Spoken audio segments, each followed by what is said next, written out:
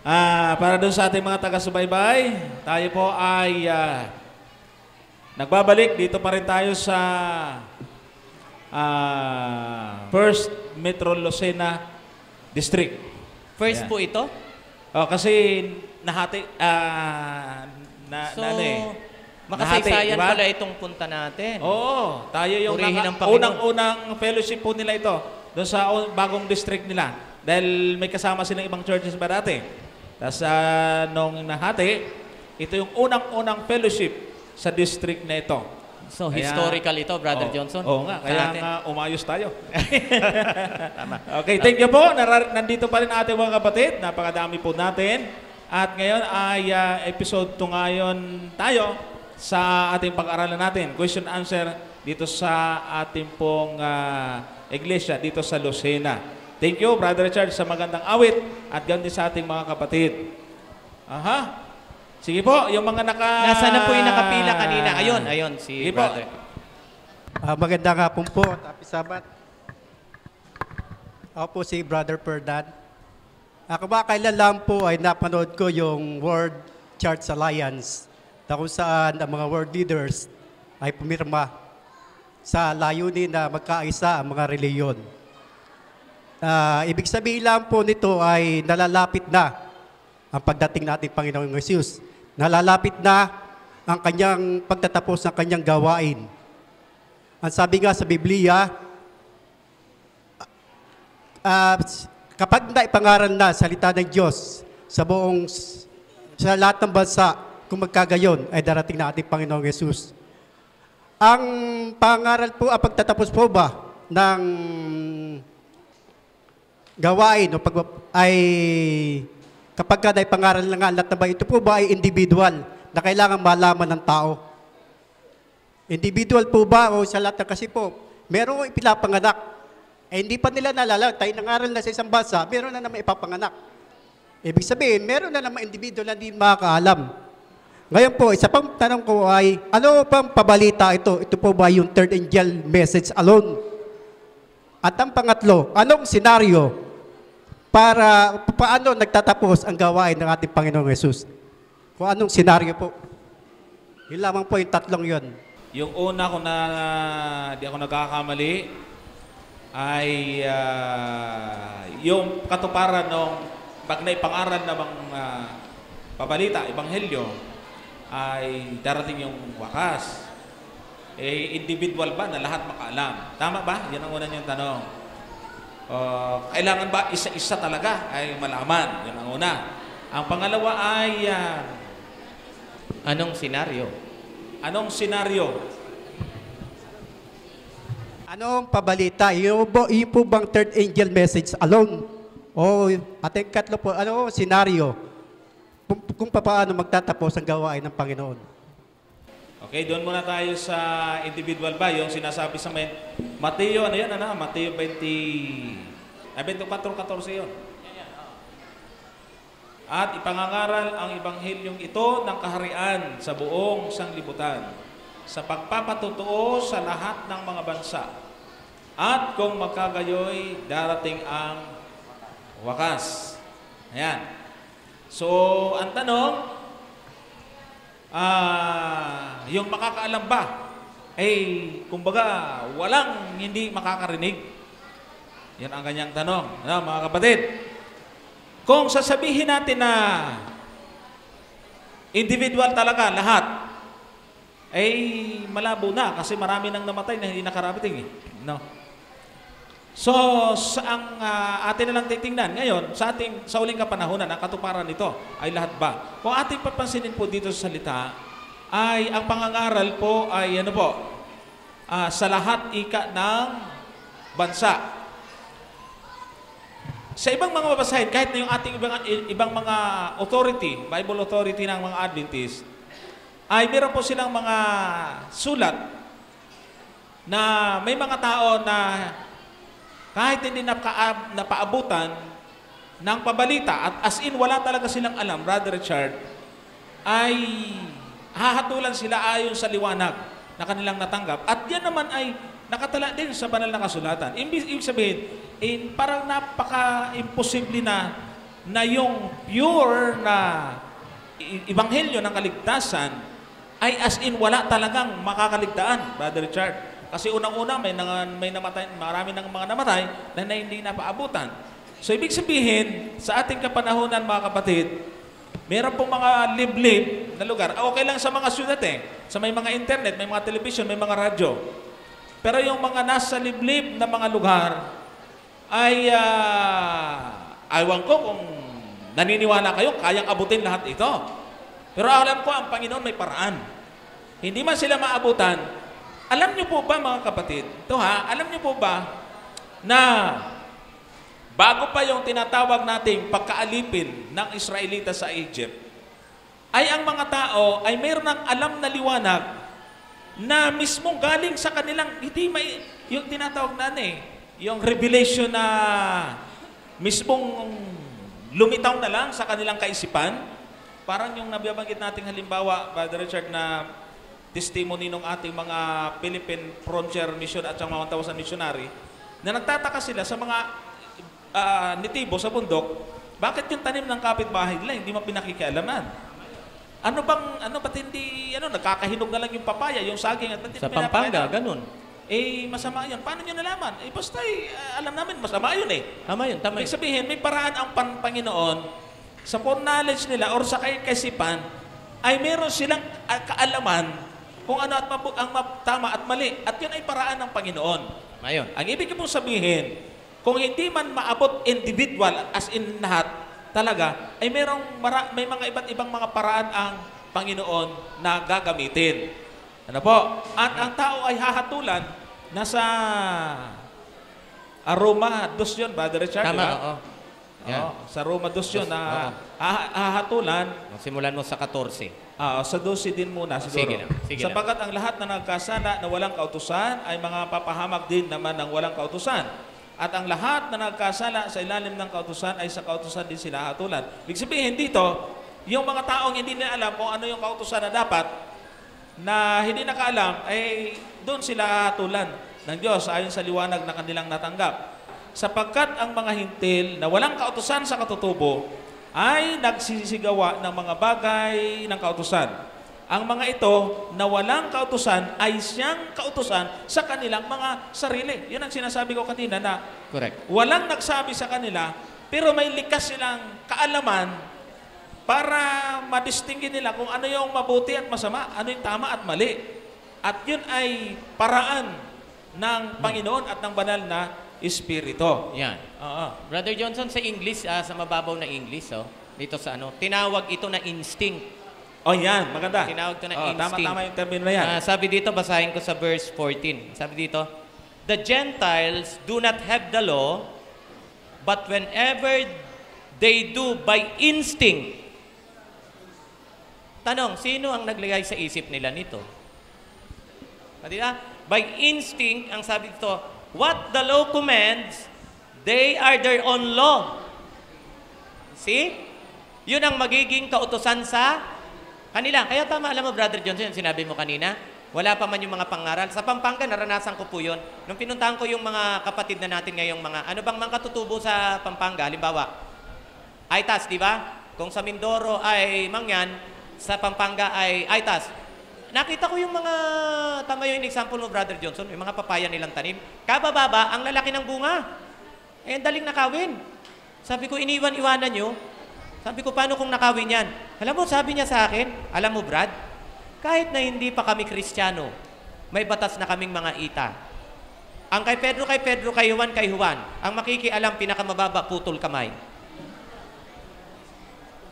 Samantalang kahit hindi pa nila napakinggan ang mabuting balita o yung ebanghelyo, ginagawa na nila yung instinct na inilagay ng Diyos sa puso nila.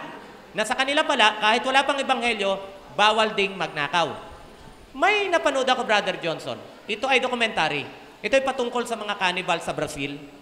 Yung, ano nga ang tawag dito, yung jungle nila dyan na napakalaki. Amazon. May mga cannibals dyan. Alam niyo ba, napanood ko sa isang dokumentary na even cannibals ay meron din silang values.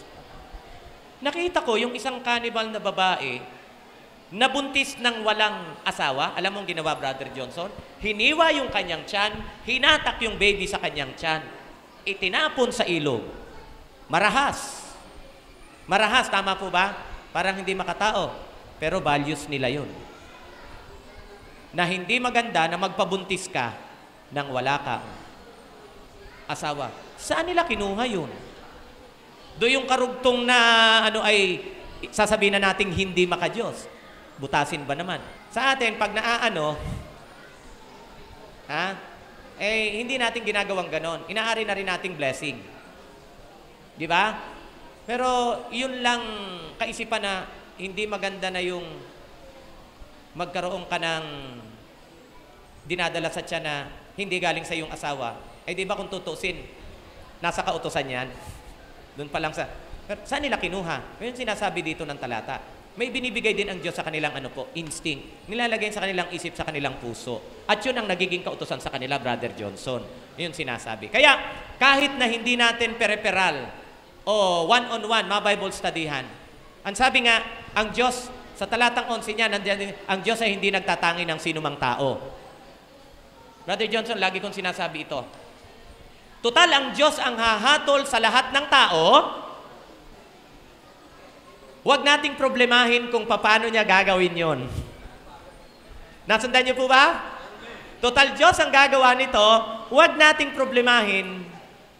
Problemahin natin kung sa atin ipapagawa. Alam mo, maniniwala ako? Mamamatay na lang ako kung hindi pa magse-second coming. Ay hindi ko naman mararating ang lahat ng sulok ng barangay ng Pilipinas. Pilipinas pa lang ang pinag-uusapan.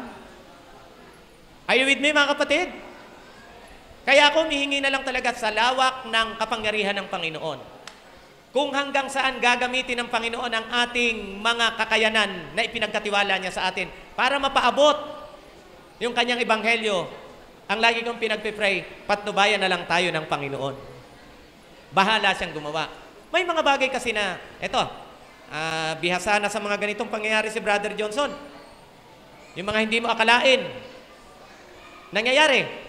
Nalala ko, Brother Johnson, yung pinakita mong picture, yung before and after, yung isang babaeng Pilipina na taga-Israel, Pilipina pero sa Israel. Dati po siya ay tomboy, kapatid. Dati po siya ay tomboy. Pinadala pa kay Kuya Johnson, yung picture niya before. Aba, talagang boy na boy. Pero, nung ipadala yung kanyang present, aba, girl na girl, nakapalda na. Mahaba na ang buhok. Ang sabi niya, nakakapakinig kasi siya ng kapitulo, versikulo that time. So, eto na siya ngayon. So, hindi na namin alam yun nila Brother Johnson. Diyos na ang kumilos doon. May mga nalalaman kami, nagugulat na lang kami. One time, may umuwi pa ditong mag-asawang Amerikano at Pilipina. Brother Johnson, napapanood kami sa Japan. Lumipat ng Espanya, Europe ho, hindi Espanya, Manila. Pumunta sa Pilipinas. Hinanap kami para lang i-coordinate yung kanilang binyag. So, hindi na namin alam yun eh. Ang gumagawa na nun, ang kapangyarihan ng Panginoon. Basta kami nagpapagamit lang. Kung hanggang saan naaabutin, hindi na namin problema yun. Problema na ng Diyos yun. Basta kami, sa abot ng aming makakaya, nagpapagamit. Kapatid, alam mo malaking problema? Kung hindi tayo magpagamit sa Panginoon. Pero yung isipin, hanggang kailan kaya? Diyos ang bahala. Ilan ang mararating? Diyos ang bahala. Ilan ang magpapabinyag? Problema ng Diyos yun.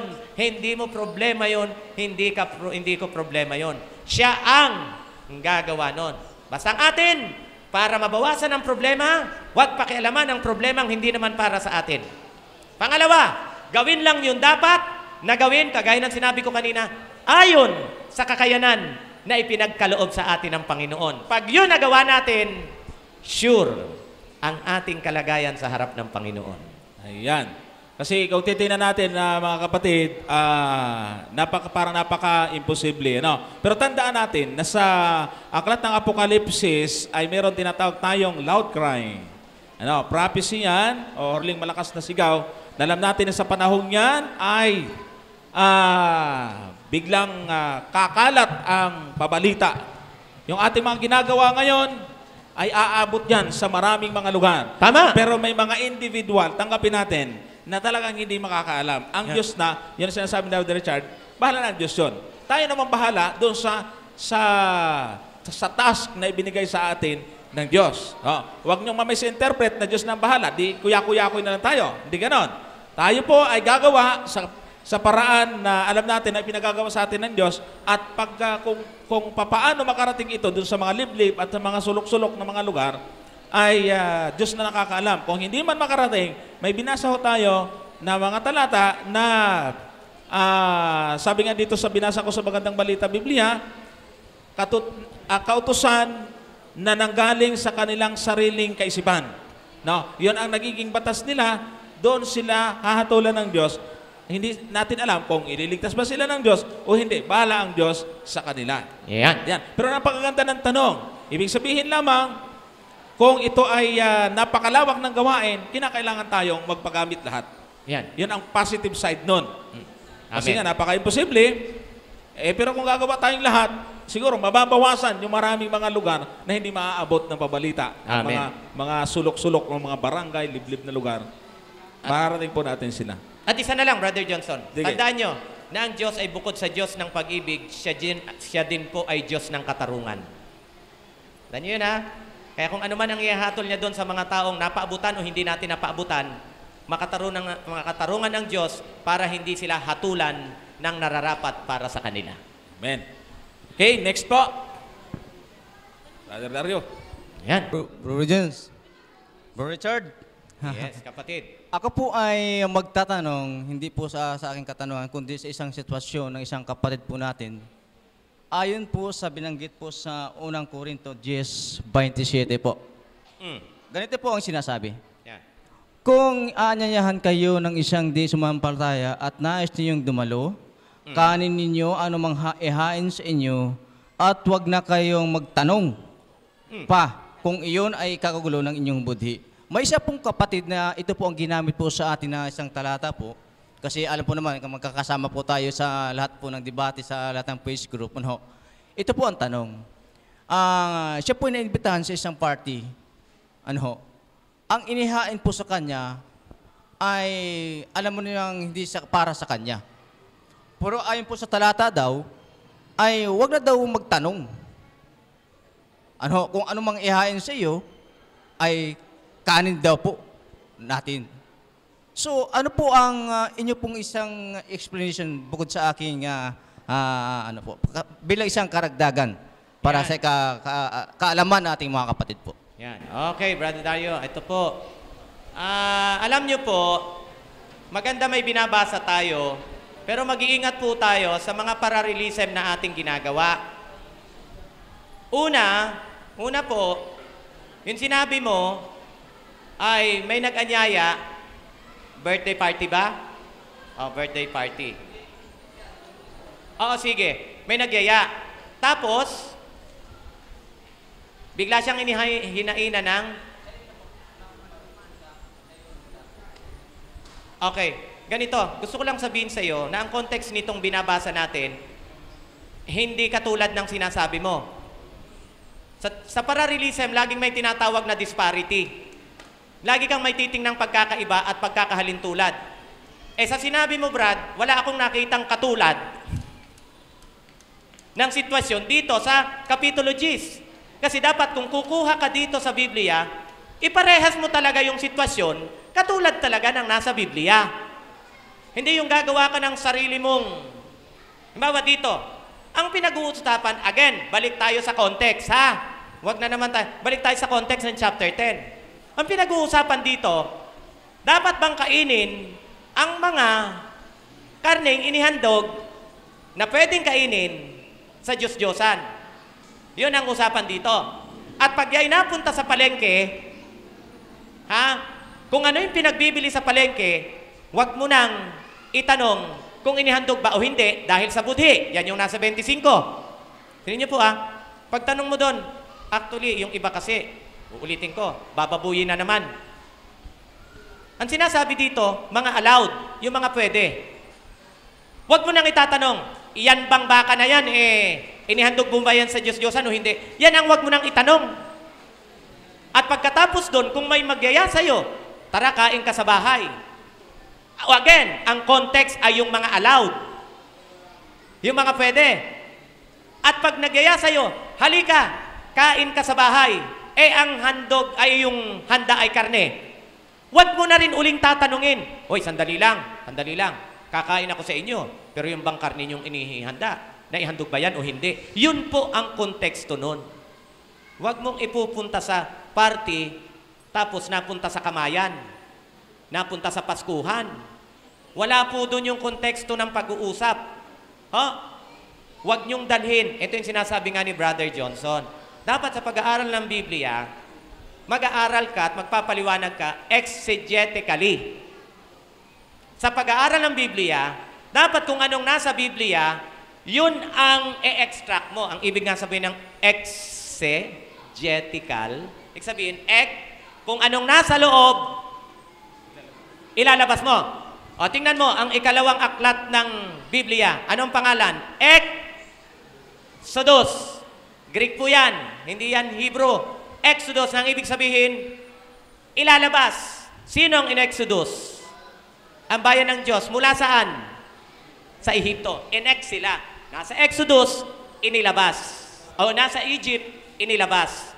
Ngayon, exegetical ang dapat explanation sa Bible. Kung ano'y nandito, huwag mong ipasok yung nasa utak mo. Kasi pag ginawa mo yon, ang tawag nun, exegesis. Dapat kung ano dito, yun ang ilabas mo. O dito, usapan. Dapat bang ihandog, dapat bang kainin yung karning inhandog sa Diyos-Diyosan na pwede? O, huwag ka na magtanong. Kain na. Kain na. So, huwag mo nang idama yung party. Dahil ibang sitwasyon yun, kapatid. Ha? Malalabo. Sabi ko nga, ulitin ko, mabababoy na naman ang malinis na talata dahil sa mga ganon. So, lagi tayong dapat sa malinaw. Ayan. Tingnan natin yung konteksto po nito. Binasa natin yung 27 para suhayan yung binanggit ni Brother Richard na may kinalaman ito sa mga inihan sa Diyos-Diyusan, ay dugtong na lang natin yung talatang 28. Datapwat kung sa inyo'y mamagsabi, ito'y inihandog na hain, ay huwag ninyong kanin. Dahilan doon sa nagpahayag at dahilan sa budhi. Yan, malinaw. So, ang konteksto ay, bagaman binanggit ho dyan na anyayahan ng hindi sumasampalataya, subalit, alam natin, mga kapatid, na ang panahon yan, kahit na po yung mga tao na pinupuntahan ng ating mga alagad, na kinikilalang mga apostol, ay sila rin talaga hindi naman na kumakain ng mga karumal-dumal. At ang mga inihahain sa Diyos-Diyusan, ang mga inihahain sa Diyos-Diyusan ay sa panahon nila, wala naman naghahandog ng baboy. Ang inihahain, kahit na yung mga tinatawag na hindi sumasampalataya, ang kanila pang mga inihahandog din ay baka, yung mga hayop na malilinis. Kahit inihahandog na ito sa mga Diyos-Diyusan, pero malilinis din na karne. Tama.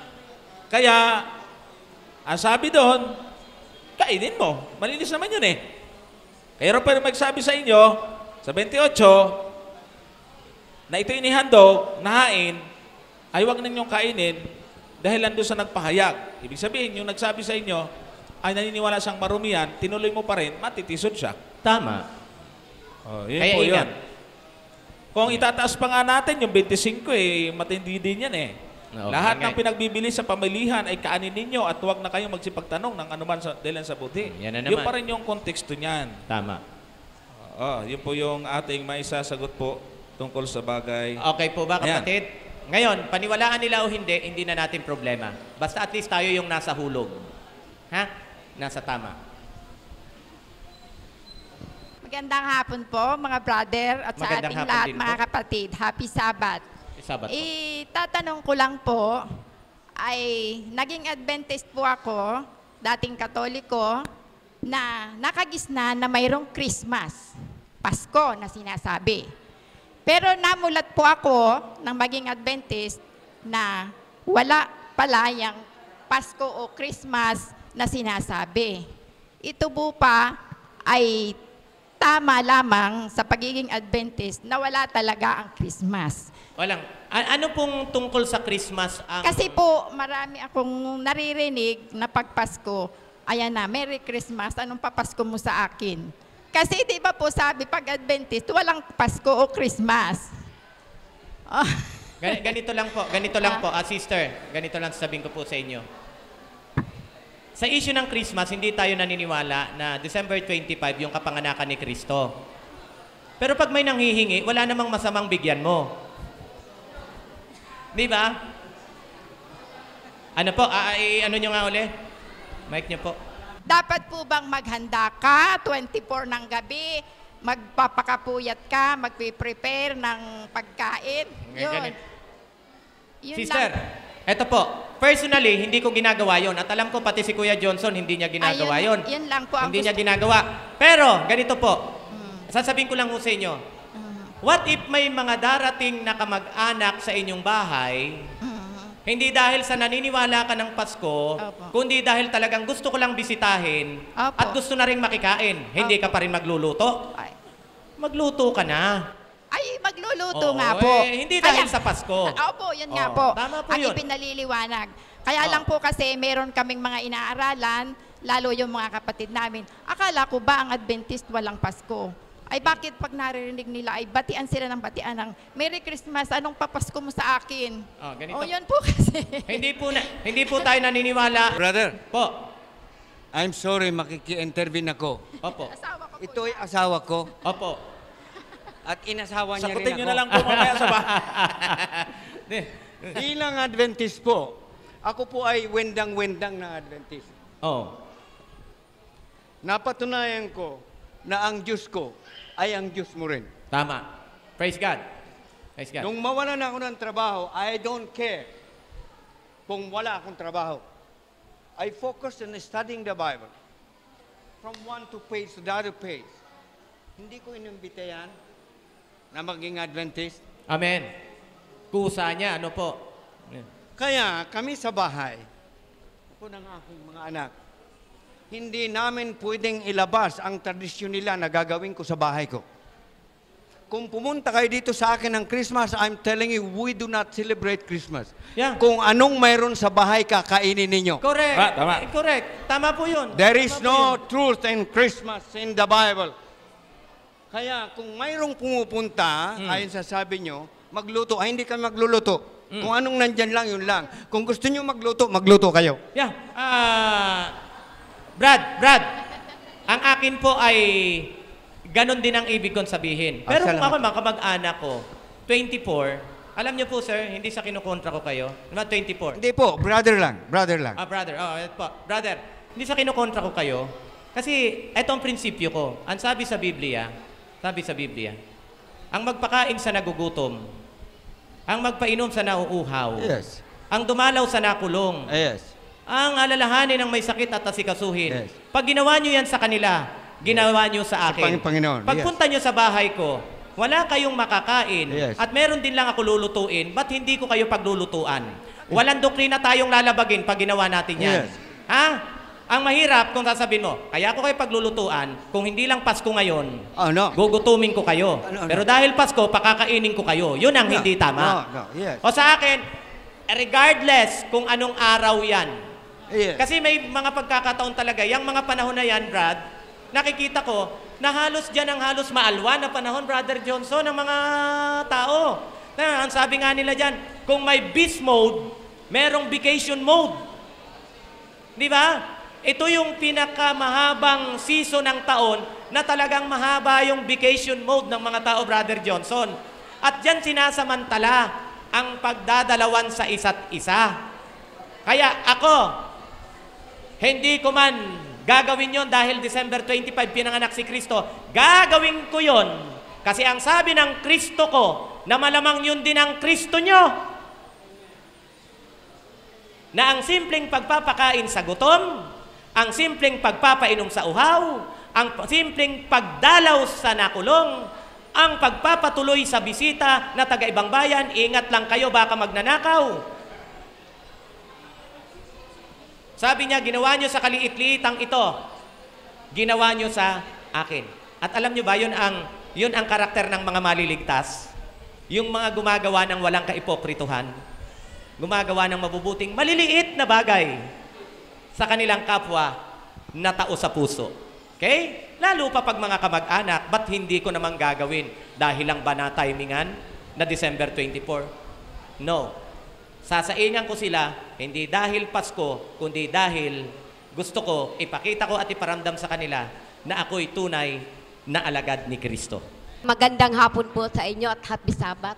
Mayroon happy lang po Sabbath. akong kunting tanong po na anong pagkakasala po sa banal na espiritu na hindi napapatawad, ang anak po ay nakakapagpatawad. Bakit ang banal na espiritu hindi nakakapagpatawad? Anong kasalanan? Ang nagagawa sa banal na espiritu, Anong kasalanan po na hindi napapatawad sa banal na espiritu? yun po yun. Bakit ang anak ay nagpapatawad? Papatawad, pero ang banal na espiritu hindi. Opo. Ganito. Alam niyo po, sister, bago ko diretsahin ang sagot, matanong ko po, hindi lang si sister, kahit siya nagtanong, tayo ng lahat. Sa tingin niyo, anong karimarimarim na kasalanan ang magagawa mo, pati yung mga hindi mo halos maisip na magagawa mo, pero mangyayari, na sa tingin mo, ay hindi kayang patawarin ng Panginoon? Mag-mention kayo ng mga kasalanan na ngayon na ang hatol ay bitay na agad. Bitay na agad. Anong? Rape. Pag ang isang rapist ba humingi ng tawad, mapapatawad, hindi. Di pwede pala. Ano pa? Pagpatay. Depende yan, kasi dito sa lupa. Pag murder ang kaso, bitay o habang buhay. Pero pag homicide, mas magaan ang parusa. Parehas lang naman nakapatay yun, pero iba ang degree ng parusa sa kanila. Sabihin nang nandun na, murder, tinadtad mo ng pinong-pinong parang giniling na baboy ang katawan ng tao. Pag inihingi mo ng tawad, mapapatawad ka kaya o hindi? Kaya pati murder, pwede rin palang mapatawad. Ano pa?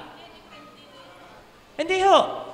Kasi kahit pumatay ka at murder ang kaso mo, humingi ka ng tawad sa Diyos, mapapatawad ka o hindi? Ano ba ginawa ni David kay Uriah? Di ba siya nagplano para patayin yon? Inagaw niya pa yung asawa, doble-doble nga yun eh. Pangangalo niya, murder pa. O kung dito ngayon yan sa lupa, bitay talaga yan, kung may bitay. Pero kung walang bitay, habang buhay, tama? Inihingi ni David ng kasalanan, napatawad ba hindi? O ano pa pong kaso? Ang hindi pwedeng, alam nyo na, karimarimarim pero... So, ibig sabihin, lahat pala ng kasalanan, si Solomon, 700 ng asawa, nagkabit pa ng 300. Sa babae pa lang yon. Paano po yung mga pinagawa niyang mga ribulto? Doon sa Jerusalem, doon sa mga napangasawa niyang taga-ibang lupa, di ba karimarimarim na kasalanan yon? Tama po? Pero tingin niyo, napatawad si Solomon. Kung yung 1,000 nga ang asawa, nagpagawa pa ng mga Diyos-Diyosan, napatawad. O ano pa po naisip nyo hindi pwedeng mapatawad? Yon. Sa madaling salita, ito po ang opisyal na sagot lagi natin. Brother Johnson, sa lahat ng mga pastor na naririnig ko, ikaw na nga sumagot kung ikaw na nga sumagot. Yun din kasi naman ang sagot ko. Tama. Ay kasi ang Diyos ay sakana sa pagpapatawad at walang kasalanan na hindi ipatatawad. Ang problema, kapag ka hindi hiningi ng tawad. Tingnan nyo. Ano ba ang trabaho? Kasi sabi doon, basahin nga natin muna ito. 12:32 ng Mateo. Ano pang nakalagay dito? 31 muna siguro. Simulan natin. 31. Kaya't sinasabi ko sa inyo, ang bawat kasalanan at kapusungan ay patatawad sa mga tao. Datapot ang kapusungan laban sa Espiritu ay hindi patatawad. At ang sino mang magsalita ng isang salita laban sa anak ng tao, sa ating Panginoon, ay ipatatawad sa Kanya. Datapot ang sino mang magsalita laban sa Espiritu Santo, ay hindi ipatatawad sa Kanya. Kahit sa sanglibutan ito o maging sa darating. Matindi Nagkasala ka sa Panginoong Yesus, ay papatawad. Kasama na siguro yung sama rito. Pero sa Espiritu, hindi papatawad. Kaya nga yung mga Adventist na hindi naniniwala sa Holy Spirit delikado. Oh, di ba maraming Adventist ngayon hindi naniniwala sa Trinity. Ayaw maniwala Tama na yun. may personalidad ang Espiritu. Nako, ngayon na agad, magbago na. Di mapapatawad Magsisi na. O ngayon, ano ba ang trabaho, ano ba ang function ng Holy Spirit? Bakit hindi niya kayang patawarin yung pong nakasala laban sa Kanya? Ito po isang sa trabaho ng Holy Spirit. Ito, Juan 16:8. At siya, pagparito niya, ay kanyang susumbatan ang sanglibutan tungkol sa kasalanan at sa katuwiran at sa pagkatol. Ibig sabihin, ang trabaho ng Espiritu, pag nagkasala ka, siya yung magpapaalala sa'yo na may kasalanan ka. Sinusumbatan ka. Para saan? Para magsisi ka. Tama yun. Pero, pag hindi ka nakinig at hindi mo sinunod ang trabaho ng Holy Spirit, na sinusumputan ka, kinokonsensya ka para humingi ng tawad, hindi ka humingi ng tawad, nakakasala ka sa Kanya. Yun kahit kung bakit sinabi dyan na walang kapatawaran. Ito yung katulad, Brother Richard, na binabanggit sa Hebrews 6, siguro na simulan natin sa 4, yung mga tao na sabi dyan, sapagkat tungkol sa mga minsang naliwanagan at nakalasap ng kaloob ng kalangitan at mga nakabahagi ng Espiritu Santo at nakalasap ng mabuting salita ng Diyos at ng mga kapangyarihan ng panahong darating. Ibig sabihin, naligtas, naintindihan niya, nalaman niya katotohanan. Pero anong ginawa? At saka nahiwalay sa Diyos, ay di na maaaring baguhin silang muli sa pagsisisi. Yamang kanilang ipinapakong muli sa ganang kanilang sarili ang anak ng Diyos at inihalalagay na muli siya sayag na kahihiyan. Anong ibig sabihin ng nahiwalay? Apostasy. Talagang iniwan. Hindi nakinig sa udyok ng Holy Spirit na kasalanan yan. Hindi pa rin. Tuloy-tuloy at nagpatuloy sa kanyang paghiwalay sa Diyos.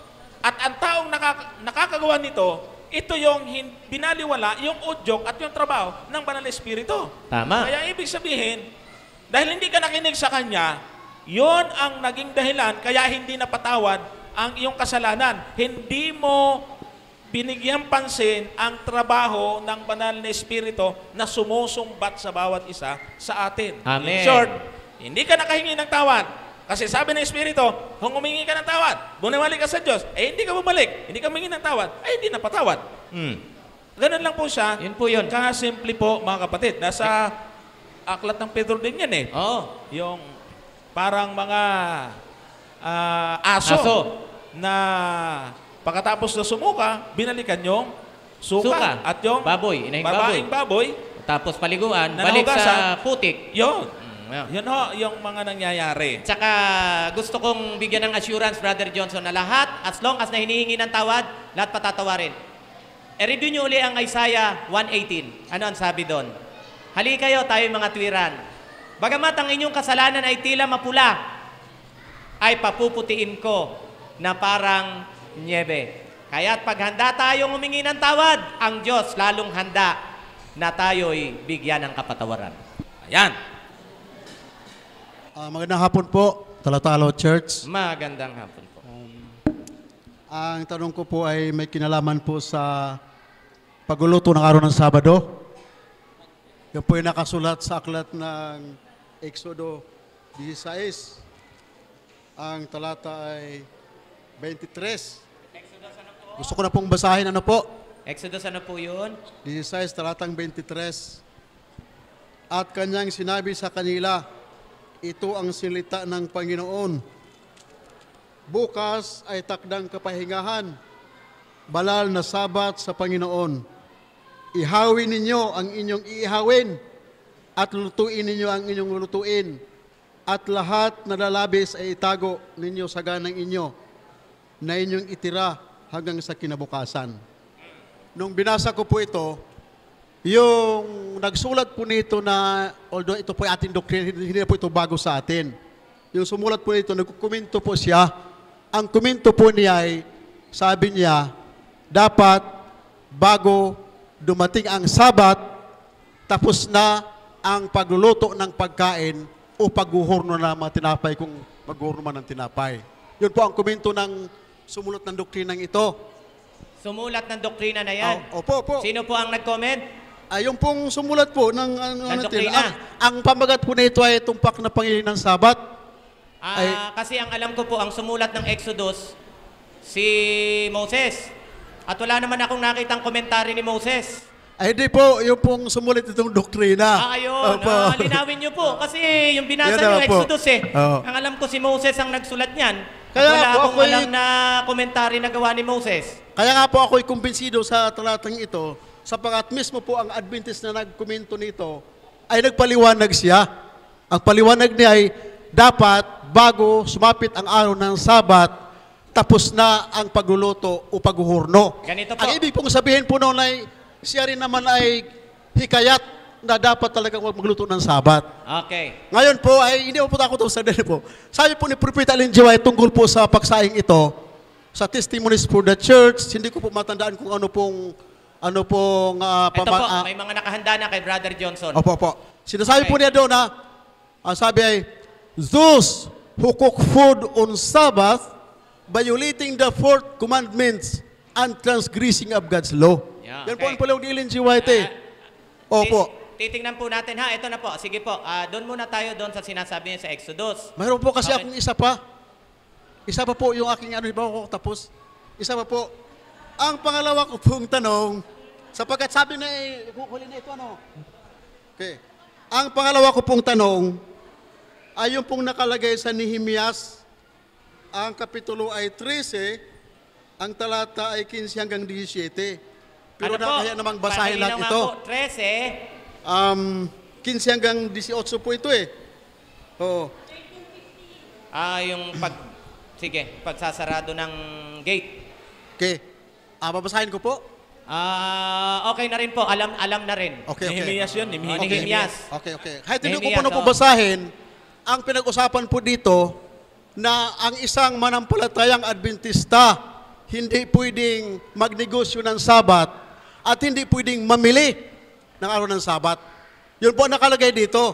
Hindi ko na po basahin ito. Sabi niyo, alam na natin ito. Apo. Pero niliwanag po sa 3 na aklat ng Nehemias. Sabi po dito, at kung ang mga bayan ng lupain ay mga dala ng mga kalakal, unang anumang pagkain sa araw ng Sabat upang ipagbili, na kami ay hindi magsibili sa kaila sa Sabat sa pangiling araw. Aming ipinagpahinga ang ikapitong taon at ang pagsingil ng bawat utang. Hindi Okay. nawala po tayo doon. Doon lang po sa pamimili ng araw ng So, Sabat. ano po talaga ang tanong nyo doon sa Nehemias? Sige po. Okay. Ngayon po ay kung atin pong titingnan yung Nehemiah, sabi po dito sa bago pa ako magtanong, gusto ko po muna nito kung ano aking itatanong. Sabi po dito, Kapitulo? ang pamilyang araw ng Sabat po nakalagay po dito. Sabi dito ay Kapitulo? yun pa rin po dati sa Sa 13. Nehemias 13. Apo. 15. Ngayon, binanggit ko po kanina eh. Ang sabi dito ay, nang magagayoy, nakipagtalo ako sa mga mahal na tao sa Huda at sinabi ko sa kanila, anong masamang bagay itong inyong ginawa na inyong ilapastangan ng araw ng Sabat? Nagsigawa kayo ng masama. Ang aking pong tanong dito ay, noong pong unang panahon, masama po pala ang mamili ng araw ng Sabat. Sabi ni Propeta Nehemias Masama ang ang mamimili ang magbili ng mga pagkain sa araw ng Sabat. Sabi ni Propeta, anong masamang bagay Kahit inyong naman ginawa yan, na inyong nilapastangan ng araw ng Sabat? Sabi, talagang hindi dapat mamili. Pero sa ating pong panahon ngayon, bakit po nagbago na? Sige, Maganda yung tanong mo. Maganda. Naintindihan ako namin. Simulan natin doon sa pagluto araw ng Sabat. Brad, sinabi mo kanina yung sa Exodus, na bawal nga, alam nyo, eto po. Gamitin ulit natin yung Yung context ulit. Oo, Yung yan. context. Tingnan Historical niyo po. context. Kasi nga po, Brad, pansinin nyo, bago ipakita yung mga writings ni Mrs. White, eto, contextually, kung ako nga naman, kung hindi lang talaga matigas ang ulo, bakit pa ba naman talaga ako magluluto ng Sabat? Alam nyo po, sinasabi yan doon sa ilang. Sa ilang, for 40 years, pinauulanan lang sila ng Diyos ng mana. At yung mana na yon, hindi na kailangang lutuin. Luto na yon. Yung iba, maarte lang eh. Paluto-luto pa, pero pwede nang kainin diretso. Eh lalo na, pansinin niyo po, di ba? Alam na alam to ng mga Adventist. Mula Linggo hanggang Biyernes, tama lang sa araw na yon ang dapat mong kunin dahil pag sumobra doon, panis. Kinabukasan, tama ba? Pero pag araw ng Biyernes, double yung portion na pinaulan ng Diyos at dapat double portion din ang kukunin mong dami ng mana para ngayon at sa Sabat na darating. Hindi na dapat lutuin kasi. Hindi naman kagaya ngayon. In fairness naman kasi, pasintabi, hindi ko sinasabing tama. Eh namalengke ka. Eh hindi ka nga inabutan ng Sabat sa palengke. Pag uwi mo, lubog na ang araw. Ang nabili mo ay baka. Kainin mo ba namang hilaw yan? Mabuti kung pwede mong ipanalangin, Lord, gayahin mo nga nung panahon sa ilang, luto na lang ito, instant. Pwede ba? Eh talagang mauobliga ka. But again, hindi ko sinasabing ini-encourage ko po kayo. Kaya nga, ang araw ng Friday ay tinatawag nating araw ng paghahanda. Kung magagawa nating lahat ng mga bagay ay handa sa araw ng Biyernes, kasama ng pagluluto, well and good. Gawin nyo na. Siguraduhin nyo lang na kinabukasan ang niluto nyo hindi panis. Dahil mas kasalanan sa Diyos na kumain ng panis. Kasi ano mangyayari sa katawan mo? Lalasunin mo. Eh banal na templo ng Diyos yan. Pakainin mo ba naman ng panis? Nagagets nyo po? Kaya kung magagawa, Biyernes, well and good. Lutuin mo. Pero pakiusap lang. Ilalabas na rin ni Brother Johnson yung mga writings ni Mrs. White patungkol sa pagluluto ng araw ng Sabat. Meron nga Brother Johnson. Pakiusap lang. Sa mga taong nakakapag-practice na nito, pakiusap lang po, unawain nyo yung mga kapatid na nakikita nyong araw ng Sabat ay nakapagluluto. Bakit po? Sa totoo lang, kahit anong gawin yung pangkukondem, hindi pa rin naman kayo ang Diyos na hahatol sa Kanya. Tandaan nyo yan. Ang may karapatan lang humatol ay ang Diyos. Ang ating lang trabaho, paalalahanan, pagsabihan, but never napapasok tayo sa espiritu ng pangkukundina. Kasi hindi natin trabaho yun.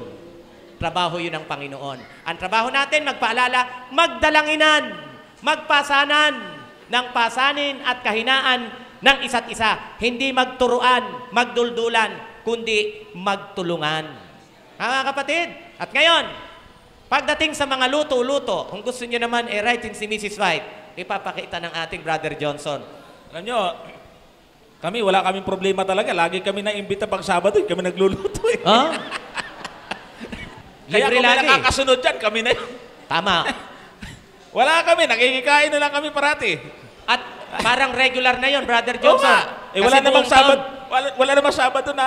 Correct. Walang na Sabado tayo na hindi kami naiimbita eh. bakante. So, okay, ganito. Tama yung sinabi ni Brother Richard, yung mga talata sa Biblia, i-consider natin. Kaya nga meron po, kahit na sa Spirit of Prophecy, may principle tayong sinusundan. Time and place must be considered. Ibig sabihin, titingnan natin yung historical niyan, yung konteksto niyan, ano ba ang dahilan, sino yung nagsabi, bakit sinabi. So, binanggit na ni Brother Richard na paliwanag niya.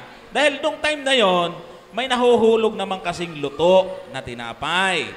Pero kahit na sa kanilang panahon ay pinapahintulot pa rin na ito iinit, no? Kasi yung bawal lang doon magpaningas, pero may apoy kasi sila na hindi naman pinapatay.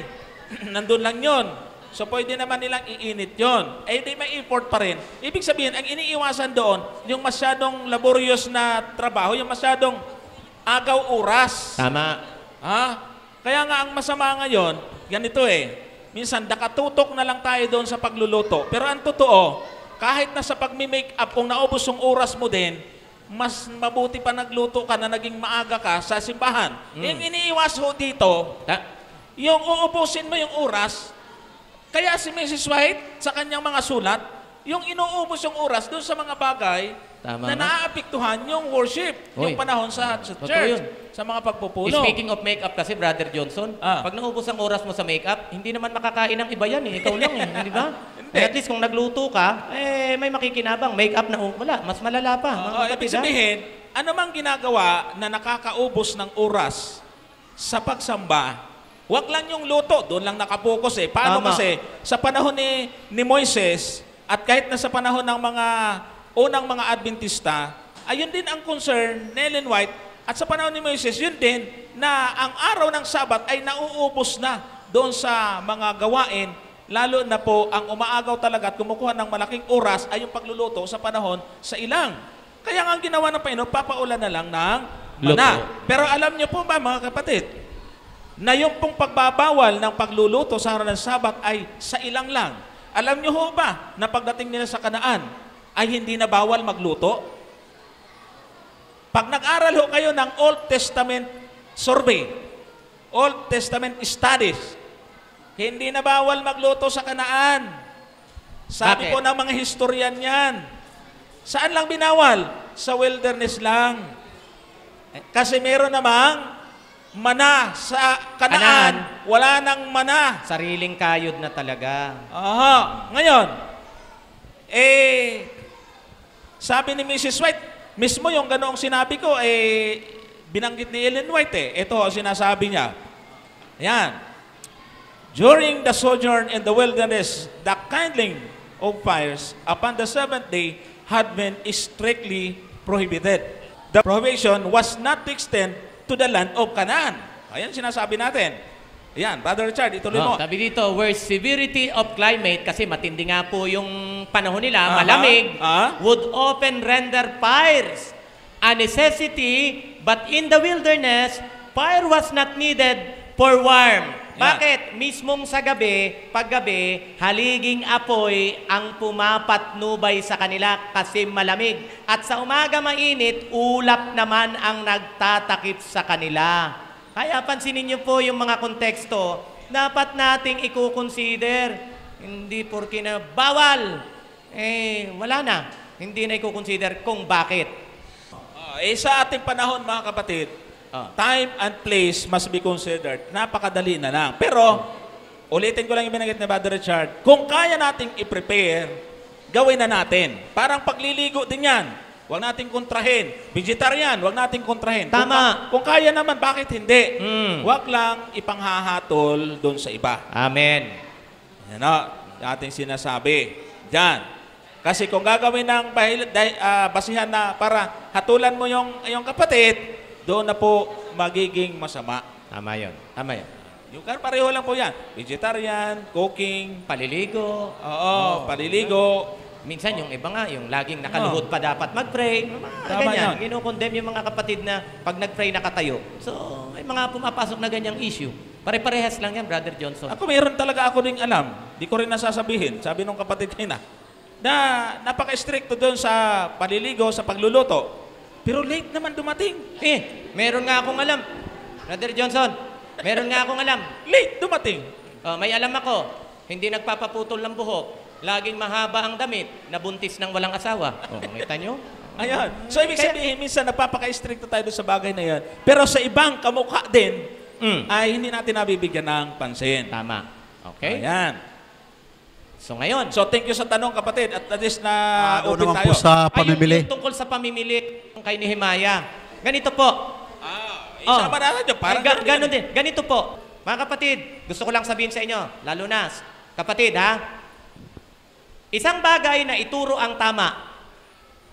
Pero depende na sa mga nakakarinig ng tamang aral kung isa sa kabuhayan nila yung aral nilang napakingging tama o hindi. Naintindihan po ba natin? Walang pinagkaiba yan. Si Pablo, sinulatan yung mga taga-Korinto, tinawag nang banal mga banal, Iglesia ng Diyos sa Korinto, mga banal. Pero pagdating ng Kapitulo 5, pagdating ng Kapitulo 6, binanatan. Ano tong naririnig ko sa inyo? Ano nababalitaan ko? Na may ginagawa kayo na ultimong mga hintil o pagano ay hindi nga. Mga kapatid, bagamat may maling nakikita si Pablo, sa practice ng mga kapatid, nananatiling ang katotohanan totoo. At kahit may mga kapatid na hindi gumagawa ng tamang practice ayon sa tamang aral, nananatiling ang iglesia noon ay iglesia pa rin ng Diyos. Yun ang gusto kong parating sa inyo. Kaya mga kapatid, it is one thing na iaral ang tama, it is another thing, ibang bagay naman, kung isa sa kabuhayan natin ang aral na tamang ating napakinggan. So kapatid, wag tayong manghihina kung may mga kapatid na mali ang practice sa aral na tama na kanilang pinakinggan.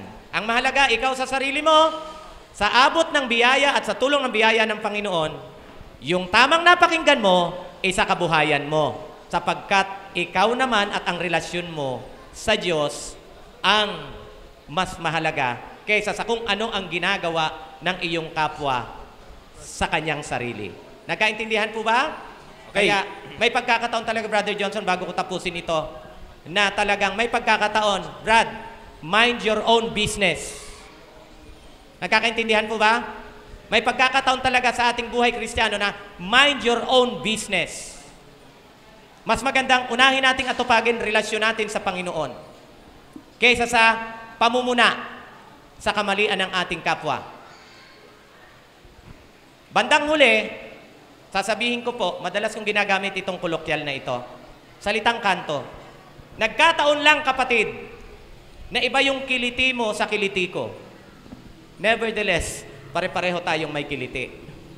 In spiritual sense, ganito ho, nagkataon lang na iba yung kahinaan mo sa kahinaan ko. Ganun pa man, pare-pareho pa rin tayong may mga kahinaang pinaglalabanan. At hinihingi natin ang biyaya ng Diyos na ang ating mga kahinaang ito, pagdating ng panahon, sa lalong madaling panahon hanggat maari, ito'y ating mapanagumpayan at mapaglabanan. Isipin nun natin. Kasi ang nagiging problema ng iba ay hindi nabibigyan ng tamang pakahulugan. Hindi ko mo may nakita kang kapatid na ganun ang ginagawa, ay ganun ang doktrina ng church. Ang may problema ay yung Adventist, hindi yung Adventism. Tama. Alam na, intindihan mo kung ibig sabihin yun? Correct. Hindi natin doktrina yung nakita mo sa ginagawa ng isang kapatid. Mali nga eh. Kaya tinan mo yung iba. Tinan mo yung mga Adventist, pwede na pala yung ganito. Eh, may nakita kang lumalabag. Eh, yun na ba yung doktrina ng church? Ngayon, wala naman sa doktrina natin na pwede na mamalingki. Wala nun. Wala akong narinig na pastor na ganun. Baka dito sa Lucena may Wala ganun. sa fundamental wala beliefs din. natin yon. Wala. Ibig sabihin, pag nakita kang namalingki, eh siya may problema, hindi yung doktrina. Tama. Mga kapatid. Kasi minsan, sa unang bungad pa lang natin, bakit ganito na tayo? Eh nakakita ka lang ng kapatid na ganun eh. Inilahat mo na. Ay, hindi ka naman ganun. O hindi naman po Hindi pwede. rin ako ganun. O siya nga, hindi rin ganun eh. Oo, tama. Oo. Oo. Ibig sabihin, ang nagkakaroon dito ng violation or paglabag ay yung individual. Tama. Oo. Hindi ho yung doktrina at sistema ng iglesia. Amen. Maliwanag. May nakita kang ng niya, gano'n na ba? Ituro na ba yun? Oh, parang tanong kanina eh. Eh, merong bawal mangalo niya noon. Eh, merong may nag-asawa noon. Eh, turo na ba yun? Hindi. Yung itinanggap nga nila yung consequence ng kanilang kasalanan. Tama yun. Ginawa. Tama yun. Oh. So, yung napapansin natin na katulad ng mga tinatanong, eh, hindi ho natin itinuturo yung ginagawa nila. Choice nila yung gawin. Pero hindi ho natin doktrina yon. Oo. At Brother Johnson, may talata yan sa 23:3 ng Mateo. Tingnan nga po natin. Sige nga. Simulan mo nga sa 2. Tingnan niyo po. Sabi ng mga tao na nangagsasabi, nagsisupong mga eskriba at mga pareseyo sa luklukan ni Moses. Verse 3, lahat nga ng mga bagay na sa inyo'y kanilang ipag-utos ay gawin ninyo. Tama eh.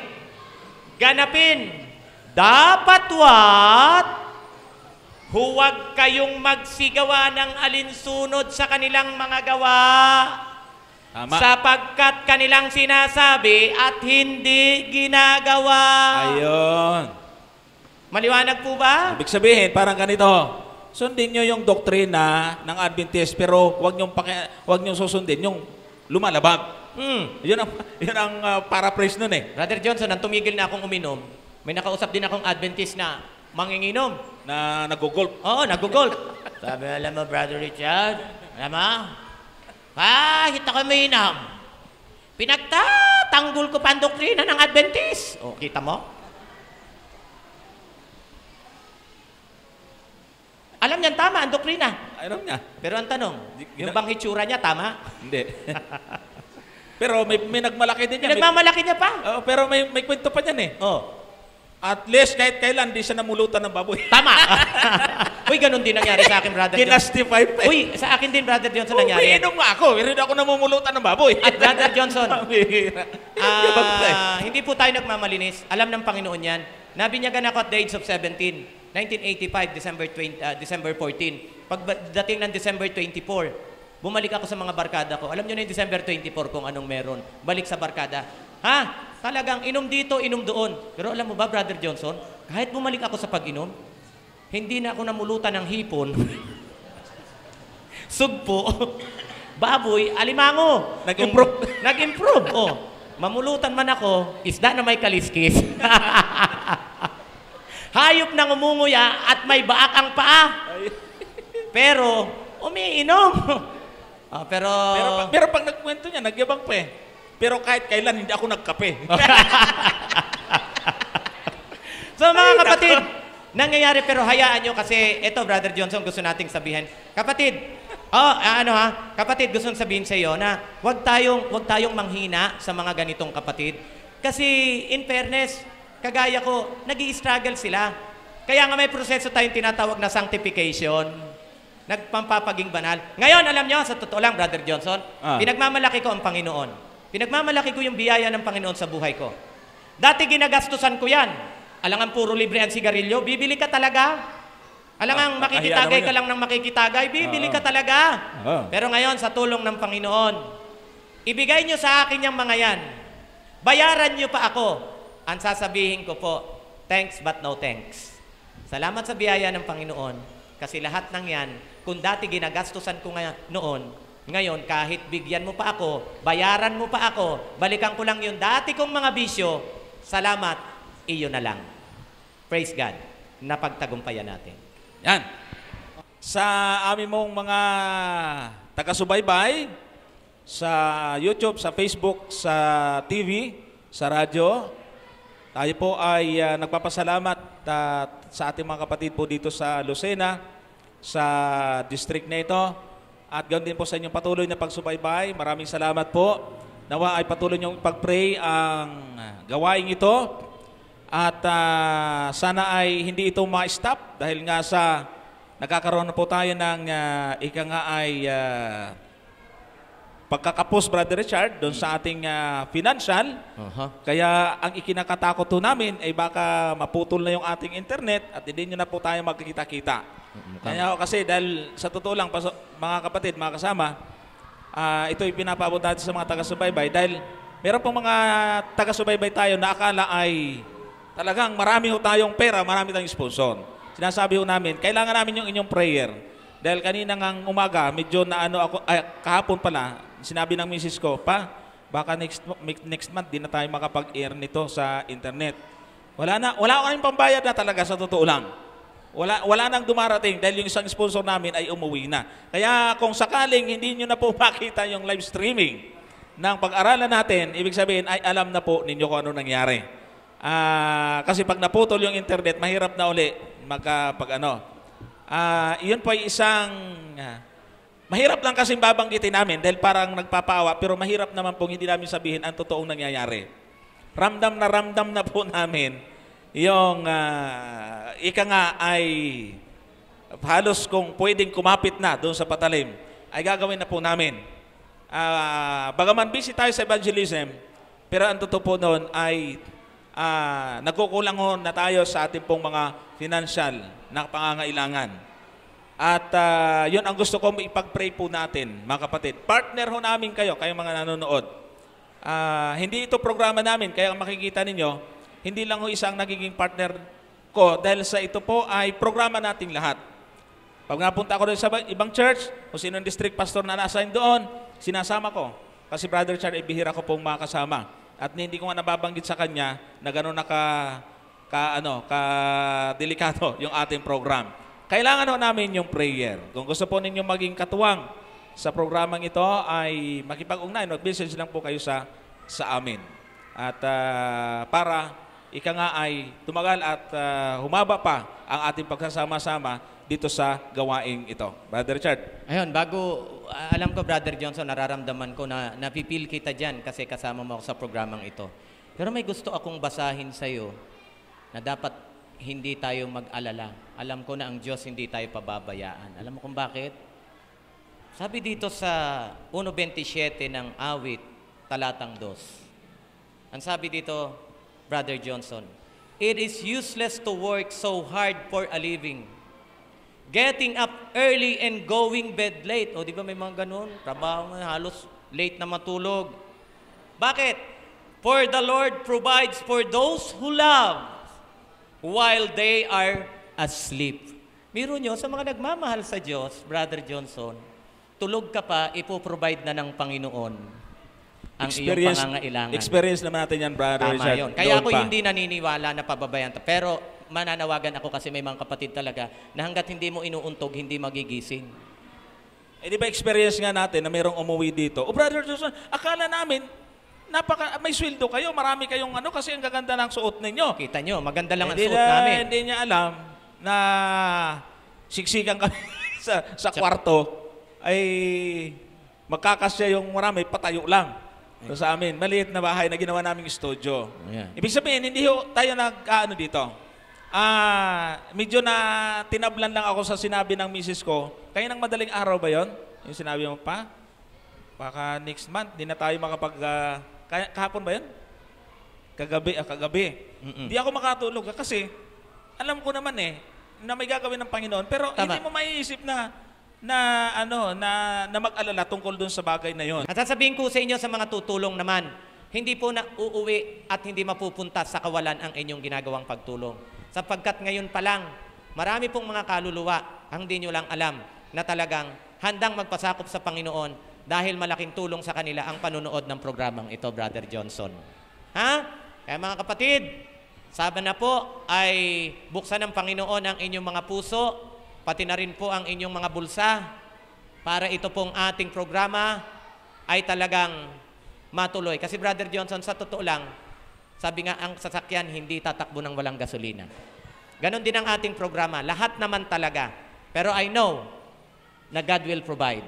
Si Brother Richard, baka ilisin mo na mga kapatid, lagi natin ginagawa ito sa ibang church. Yung mga pinanggalingan namin church, never na binanggit ko itong bagay na ito. Tama, ako lang ang Kagabi bumanggit. lang talaga ako medyo napaisip doon sa binanggit ng misis ko. Kaya minabuti ko na, sabi ko, bakit hindi ko nga sabihin sa mga follower na ramdam naman namin na na-bless doon sa aming mga pinapalabas. Si Sister Gina, ito, pasensya na, hindi na ako humingi ng paumanhin. Ito ay simpleng babae na alam ko na simple lang yung buhay niya, pero regular pong sponsor namin yan. Hindi na natin sasabihin kung magkano. Pero regardless ng halaga. Ano po yan? Hindi yan nagkukulang bawat buwan. Mga kapatid. Kaya, thank you po. So, ganun talaga, Brother Johnson. So, maraming salamat po sa ating mga viewers. Thank you so much sa inyong suporta, sa inyong mga prayers, financial, at sa ibang bagay na inyong itinutulong sa amin.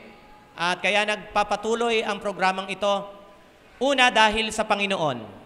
Pangalawa, dahil sa patuloy niyong pag-alalay sa amin pong ginagawang paglilingkod mula sa Panginoon.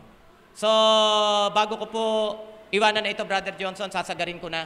Alam niyo po, eto po, mga kapatid, kami ni Brother Johnson ay talagang maraming isinasakripisyo sa programang ito. Ako mismo, sabihin ko na ng derechahan, kasi nakikita nga, gwapong-gwapo tayo. Alam to ni Brother Johnson, bawat punta ko sa kanila, kahit 5 duling, hindi ako humihingi ng panggasolina ng aking kotse. Hamakin nyo, manggagaling din po ako ng Fairview papunta ng Taytay. Pagkasama ang traffic, 2 oras mahigit yan. But never na humingi, bigyan mo naman ako ng panggasolina. But I know God will provide. Kaya, mga kapatid, patuloy namin ginagawa ito. Kasi ang Panginoon, subok na namin hindi kami pababayaan. Yun nga lang mga kapatid, talagang nangyayari ito dahil na rin sa suporta ng mga kapatid. Kaya, hari nawa, Brother Johnson, huwag kang mag-alala. Hindi naman, kaya yan yun sapagkat ang gawain naman talaga ay hindi tatakbo ng walang ganitong mga bagay. Bahala na ang Panginoon, humipo sa puso ng mga tagapanood at ganoon din ang ating mga kapatid na nandito ngayon. Pagpalain kayo ng ating Panginoon. Dahil po sa inyo, Nakita nila ang liwanag. Nalaman nila ang katotohanan. Natunto nila ang daan. Natutunan nilang magtiis. Nakilala nila si Kristo. Naramdaman nila ang pag-ibig ng Diyos. Maraming nanumbalik sa pananampalataya. Nalaman nila kung paano maligtas. Lumawak ang gawain ng Panginoon. Kaya nananatili ang pag-aralan natin ministry. sa lahat ng mga naging bahagi ng pag-aralan nating ministry, maraming salamat sa inyong pagtitiwala at patuloy na suporta. Kami ang Pag-aralan Natin Ministry Family.